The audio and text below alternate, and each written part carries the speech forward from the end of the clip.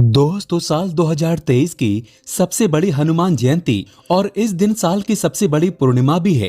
हनुमान जयंती पर पड़ने वाली पूर्णिमा को सबसे बड़ी और सबसे खास पूर्णिमा माना जा रहा है, जो कि 6 अप्रैल को पड़ने वाली पूर्णिमा पर हनुमान जयंती भी है।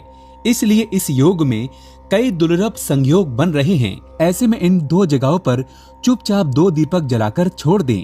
इससे मृत्यु दंड, पितृदोष, महाकाल सर्प दोष, नजर दोष, शनि दोष, राहु दोष सब कुछ होगा खत्म। किस्मत पर लग जाएंगे 4 चांद।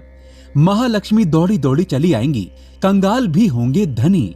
दोस्तों आज हम आपको बताएंगे दीपक जलाने के कितने ज्यादा फायदे आपको अपने जीवन में मिलते हैं और किस प्रकार आपको दीपक जलाना चाहिए, कौन सी दिशा में, जिससे आप बहुत ज्यादा तरक्की प्राप्त कर सके और अपने जीवन में सभी बाधाओं को खत्म कर सके। सबसे पहली बात तो आपको ध्यान में रखनी चाहिए कि अपने घर के मंदिर में रोजाना ही आपको दीपक जलाना चाहिए। कभी भी ऐसा नहीं होना चाहिए कि आपने दीपक ना जलाया हो, क्योंकि घर के मंदिर में रोजाना दीपक जलाना बहुत ही जरूरी होता है।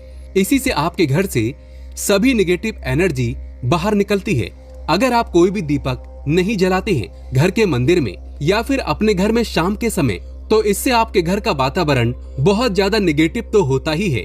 आपके घर की परेशानी भी बहुत ही ज्यादा बढ़ने लगती है। घर का जो मुखिया होता है उसे बहुत ज्यादा ही मेहनत करनी पड़ती है। इसकी वजह से परेशानी, डिप्रेशन और टेंशन में घर का मुखिया पहुंच जाता है। शाम का समय हिंदू धर्म में बहुत ही ज्यादा महत्वपूर्ण माना जाता है और जो लोग शाम के समय कभी भी घी का दीपक या फिर तेल का दीपक अपने घर में नहीं जलाते हैं, तो उनके घर में हमेशा ही मुसीबत बनी रहती है। यानी कि एक मुसीबत से निकलते हैं तो दूसरी मुसीबत में उससे पहले ही फंस जाते हैं और हमेशा ही धन की समस्याएं, परेशानियां बढ़ती रहती हैं। उनके जो बच्चे होते हैं वो भी उनके खिलाफ होने लगते हैं, उनका कहना बिल्कुल भी नहीं मानते हैं। इसी तरह से घर का पूरा माहौल ही दुखपूर्ण होने लगता है। काफी लोग इन चीजों को मानते भी हैं, लेकिन जानते हुए भी उपाय नहीं कर पाते हैं और भूल जाते हैं। उन्हें इन चीजों से होने वाले नुकसान के बारे में पता नहीं होता है। इसीलिए रोजाना आपको एक घी का दीपक या फिर तेल का दीपक जलाना बहुत ही जरूरी होता है। अगर आप नहीं जला सकते हैं तो कोई और व्यक्ति भी आपके घर में दीपक जला सकता है, लेकिन रोजाना दीपक जलाना बहुत ही जरूरी होता है। इसी से आपकी सभी निगेटिव एनर्जी आपके घर से हमेशा बाहर रहती है। दोस्तों शाम का समय ऐसा होता है जिस समय नकारात्मक ऊर्जाएं बहुत ही ज्यादा प्रबल होती है और आपके घर में प्रवेश कर जाती है। ऐसे में अगर आप घर में या घर के मंदिर में दीपक नहीं जलाते हैं तो निगेटिव एनर्जी आपको बहुत ही ज्यादा परेशान करती है। आपके सभी काम बिगाड़ने लगती है। जिस समय सूरज डूब जाता है उसी समय ये निगेटिव एनर्जी बहुत ही ज्यादा प्रबल हो जाती है। उसी समय आपको मुंह हाथ पैर धोकर दीपक जलाना चाहिए। अगर आप खुद नहीं कर सकते हैं तो कोई और व्यक्ति भी आपके लिए ऐसा कर सकता है। दोस्तों अब जिस घर में बहुत सारे लोग बीमार रहते हैं या फिर बीमारी कभी भी ठीक नहीं होती है, तो ये भी एक संकेत होता है कि आपके घर में बहुत ही ज्यादा नकारात्मक ऊर्जाएं हैं, जो परेशानियों को, बीमारियों को, मुसीबतों को बहुत ही ज्यादा बढ़ा रही हैं। इन सभी चीजों को खत्म करने के लिए आपको अपने घर में जब सूरज ढल जाता है तो उस समय घी का दीपक या फिर सरसों के तेल का या फिर तिल के तेल का दीपक भी पूर्व दिशा में आप जला सकते हैं। लेकिन रोजाना इन चीजों को करना बहुत ही जरूरी है, तभी आपको इसके लाभ मिल पाते हैं।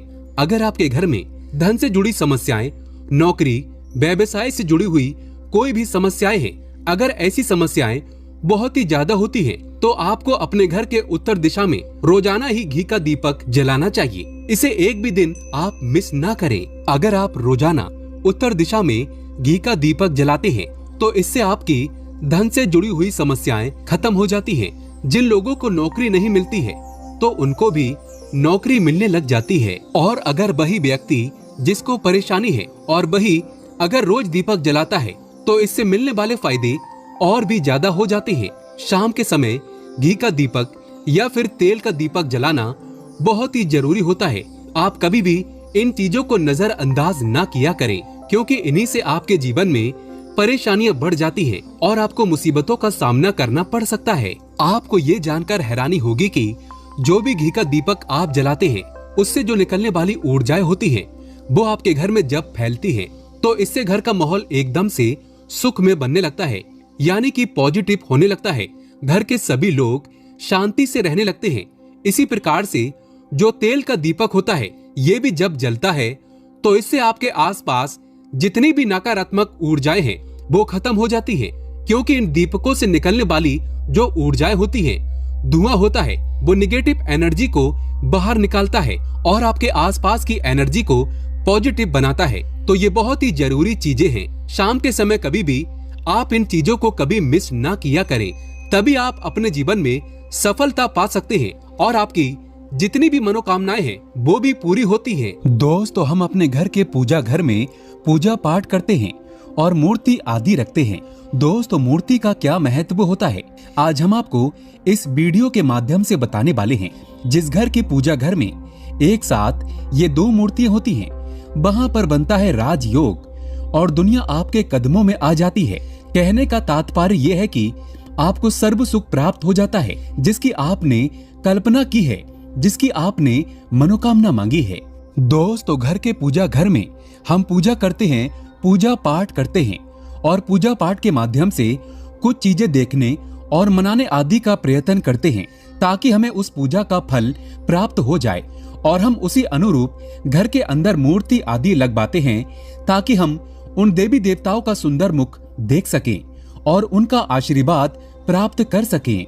लेकिन दोस्तों, अगर हम अपने घर के पूजा घर में इन मूर्तियों के साथ अन्य मूर्तियां भी रखते हैं तो निश्चित तौर पर हमारी किस्मत बदल जाती है और देखते ही देखते हमारे जीवन के अंदर की सारी कंगाली समाप्त होने लगती है। दोस्तों, बात करते हैं उन मूर्तियों के बारे में कि आखिर कौन सी दो मूर्तियां एक साथ में आपको रखनी चाहिए ताकि उसका सच्चा सर्व सुख आपको प्राप्त हो सके। और सबसे पहले अगर हम किसी मूर्ति की बात करें तो दोस्तों, अगर आप श्री कृष्ण के भक्त हैं और बाल गोपाल की मूर्ति रखते हैं, तब आपको भगवान श्री कृष्ण के साथ माता रानी राधा जी की मूर्ति भी आपको जरूर रखनी चाहिए।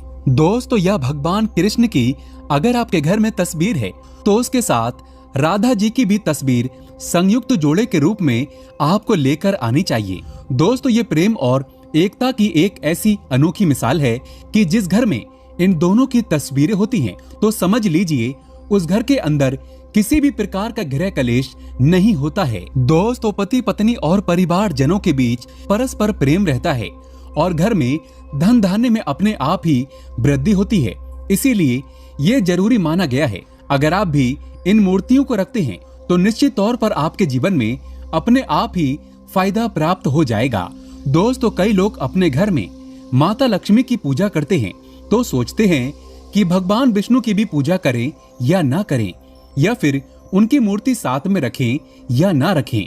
दोस्तों, हमेशा भगवान श्री विष्णु जी और माता लक्ष्मी की पूजा आपको एक साथ करनी चाहिए। दोस्तों, देवादिदेव महादेव भगवान विष्णु और भगवान ब्रह्मा जी तीनों ही देवताओं को सर्वशक्तिमान देवता माना गया है और त्रिदेवों में भगवान विष्णु जी को पूजा जाता है। तो अगर आप अपने घर के पूजा घर में लक्ष्मी नारायण जी की संयुक्त रूप में पूजा करते हैं तो निश्चित तौर पर आपके घर में दिन दुगनी रात चौगनी वृद्धि देखने को मिलती है। दोस्तों, इसीलिए आप भगवान विष्णु जी के साथ माता लक्ष्मी जी की पूजा करें। अगर माता लक्ष्मी की अकेली तस्वीर है तो आपको उनके बाएं तरफ भगवान श्री गणेश और भगवान श्री कुबेर जी की मूर्ति या तस्वीर अपने घर के मंदिर में जरूर लगानी चाहिए।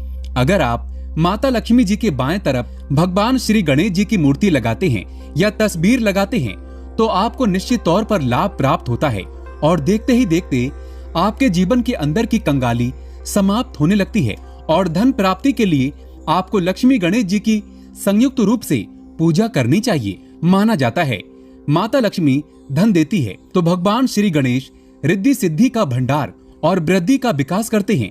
इसी वजह से इनकी पूजा बहुत जरूरी मानी गई है। दोस्तों, कई लोग पूछते हैं कि अपने घर में हनुमान जी की तस्वीर या मूर्ति रखें या ना रखें, या उनकी पूजा करें या ना करें। दोस्तों, आपको निश्चित तौर पर हनुमान जी की अन्य देवी देवताओं के साथ में भी आप मूर्ति या तस्वीर रख सकते हैं। किसी प्रकार की कोई दो राय नहीं है कि आपके ऊपर हनुमान जी क्रोधित होंगे या नहीं होंगे। दोस्तों इसके अलावा आप प्रभु श्री राम की तस्वीर भी अपने घर के पूजा घर में रखते हैं, तो आप हनुमान जी की तस्वीर रखें या ना रखें, हनुमान जी के निमित्त किसी भी प्रकार की पूजा या पाठ करना हो तो आप प्रभु श्री राम से कहें। दोस्तों भगवान श्री राम के प्रिय भक्त हनुमान जी हैं और निश्चित तौर पर आपको उतना ही आशीर्वाद प्राप्त होता है जितना कि आपको हनुमान जी की मूर्ति या तस्वीर का पूजन करने से होता है। या फिर आप क्या करें, श्री राम दरबार की तस्वीर अपने घर में लेकर आएं और श्री राम दरबार की तस्वीर का पूजन करें, या उनकी मूर्ति या उनके किसी प्रकार की कोई चीज आपके पास है तो आप उनका पूजन करें। इसमें सारे देवी देवताओं का आपको आशीर्वाद प्राप्त हो जाता है। हनुमान जी से लेकर माता सीता, भगवान श्री राम और अन्य देवी देवताओं का भी आशीर्वाद आपको प्राप्त हो जाता है। तो निश्चित तौर पर अपने घर के पूजा घर में एक साथ आप ये तस्वीर रख सकते हैं। आपके जीवन में राजयोग की प्राप्ति हो जाती है। दोस्तों इसी तरह अगर आप अपने घर के पूजा घर में या किसी अन्य स्थान पर अगर कोई तस्वीर रखना चाहते हैं और उसे लगाकर अपने घर में लाभ प्राप्त करना चाहते हैं, तो अपने घर में या पूजा घर में आपको निश्चित तौर पर त्रिदेवों की तस्वीरें या मूर्ति एक ही स्थान पर लाकर जरूर रखनी चाहिए। ब्रह्मा, विष्णु और महेश, इन तीनों की संयुक्त रूप से इनकी एक साथ तस्वीर अपने घर के मंदिर में या अपने घर में कहीं भी लाकर रख देनी चाहिए। माना जाता है कि इन तीनों देवताओं के एक साथ दर्शन करने मात्र से हमारे बड़े से बड़े विघ्न और बड़े से बड़े कष्ट ऐसे ही समाप्त हो जाते हैं। इसी वजह से इन तीनों की एक साथ में तस्वीर या मूर्ति लाकर आपको पूजा जरूर करनी चाहिए। दोस्तों अब बात करते हैं कि कुछ ऐसी तस्वीरें होती हैं या ऐसी मूर्तियां होती हैं जिनको आपको अपने घर के पूजा घर में स्थान ही नहीं देना चाहिए। अगर आपने इन तस्वीर या मूर्ति को अपने घर के पूजा घर में स्थान दिया है तो समझ लीजिए कि आपको कंगाली का सामना करना पड़ेगा या फिर देवी देवताओं के क्रोध का सामना करना पड़ेगा। दोस्तों और एक बात बता दें कि मंदिर में कभी भी विषम संख्या में गणेश जी की मूर्तियां ना रखें, जैसे कि 1, 3 या 5 ऐसे रखना अशुभ माना जाता है। 2 मूर्तियों को एक साथ रखना शुभ माना गया है। अगर आप सिर्फ गणेश जी की मूर्ति रखते हैं तो इसके अलावा किसी भी प्रकार की मूर्ति आपको नहीं रखनी चाहिए। दोस्तों इन्हें स्थापित करते वक्त ध्यान दें कि गणेश जी का चेहरा हमेशा घर के मुख्य दरवाजे की तरफ होना चाहिए ताकि आपको अच्छे और सच्चे धन लाभ की प्राप्ति हो। और इस बात का ध्यान रखें कि घर में अंगूठे से बड़े आकार का शिवलिंग आपको भूल कर भी नहीं रखना चाहिए। हमेशा एक छोटा सा शिवलिंग रखें और इससे ज्यादा शिवलिंग आपको नहीं रखना चाहिए। दोस्तों वैसे तो आपको अपने घर में शिवलिंग रखना ही नहीं चाहिए, उसके बाद भी अगर आप रखते हैं तो अंगूठे के आकार से बड़ा शिवलिंग आपको नहीं रखना चाहिए। आप छोटा शिवलिंग रख दें और ध्यान रखें कि एक से ज्यादा शिवलिंग आपको भूल कर भी नहीं रखने हैं। घर में अगर आप शिवलिंग रखते हैं तो शिवलिंग के ऊपर आपको तुलसी भूल कर भी अर्पित नहीं करना चाहिए। अगर आपने शिवलिंग रख लिया है और उस पर तुलसी अर्पण कर दी है तो देवी देवताओं के क्रोध का आपको सामना करना पड़ेगा। दोस्तों मंदिर में हमेशा अगर आप हनुमान जी की तस्वीर रखना चाहते हैं, आप हनुमान जी के अनन्य भक्त हैं, तो बैठे हुए हनुमान जी की मूर्ति ही रखें। बजरंगबली रुद्र भगवान शिव के अवतार हैं, इसीलिए उनके भी शिवलिंग की तरह ही मूर्ति रखें। साथ ही जो पति पत्नी होते हैं, वैवाहिक जीवन आपने नया स्टार्ट किया है तो हनुमान जी की मूर्ति या तस्वीर अपने कमरे में, अपने बेडरूम में आपको भूल कर भी नहीं रखनी चाहिए, अन्यथा आपको आपके जीवन में कई प्रकार के दोषों का सामना करना पड़ता है। दोस्तों हनुमान जी ब्रह्मचारी हैं तो इस बात का आपको ध्यान रखना चाहिए। दोस्तों राधा कृष्ण की मूर्तियां अगर आप जैसे अपने शयन कक्ष में सोते हैं और वो आपके बेड के सामने की तरफ रखी है कि जैसे कि आप सुबह उठें और आपको उठते ही पहले उनके दर्शन हो जाएं, तो समझ लीजिए कि आपका जीवन माला माल होने वाला है। किसी भी प्रकार का कोई दुख, धन की चिंता आपके जीवन में नहीं रहेगी। दोस्तों इसी तरह अगर माता दुर्गा की तस्वीर आप अपने घर में लेकर आना चाहते हैं और चाहते हैं कि माता दुर्गा की तस्वीर के माध्यम से आप अपने जीवन में समृद्धि देखें, तो दोस्तों भूलकर भी आपको माता दुर्गा की क्रोधित अवस्था की तस्वीर, जैसे कि महाकाली की तस्वीर या फिर महिषासुर का वध करते हुए या क्रोधित अवस्था में माता लक्ष्मी की, माता दुर्गा की तस्वीर लाकर आपको उनकी पूजा नहीं करनी चाहिए। दोस्तों हमेशा शांत और सुंदर मुख वाली तस्वीर ही अपने घर के अंदर लाकर पूजा करनी चाहिए। बहुत ही शुभ और मंगलकारी माना जाता है। दोस्तों, इस बात का ध्यान रखें कि अगर आप अपने घर में मूर्तियां रखते हैं तो आपको इनको भूलकर भी टूटे हुए चावल नहीं चढ़ाने चाहिए। बेहतर होगा कि आप हल्दी में चावल को पीला करके ही वो चावल चढ़ाएं।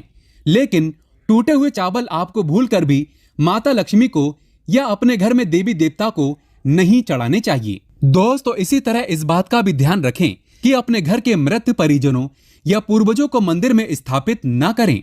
ऐसा करना अशुभ माना जाता है और अगर आप ऐसा लगातार कर रहे हैं तो निश्चित तौर पर आपके परिवार के ऊपर दोष लग सकता है और पितरों का भी दोष लग सकता है।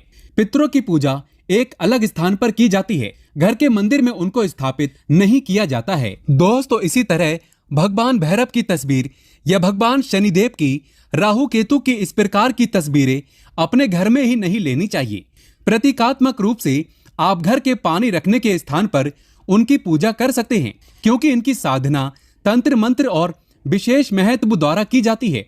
घर के अंदर आप ऐसे ही इनकी पूजा पाठ आप नहीं कर सकते हैं। इनकी पूजा पाठ में अगर किसी प्रकार की कमी रह जाती है तो उनको बहुत ज्यादा क्रोध आ जाता है। इनके क्रोध का आपको सामना करना पड़ता है। इसी वजह से आपको इस प्रकार की तस्वीरें या मूर्तियां अपने घर के अंदर नहीं रखना चाहिए। और जो पहले हमने आपको बताया उस प्रकार की तस्वीरें तो निश्चित तौर पर आप रखकर अपने जीवन में फायदा प्राप्त कर सकते हैं। दोस्तों, अगर आप भगवान शिव से प्यार करते हैं तो कमेंट बॉक्स में लिखें हर हर महादेव, ओम नमः शिवाय, जय शिव शंकर।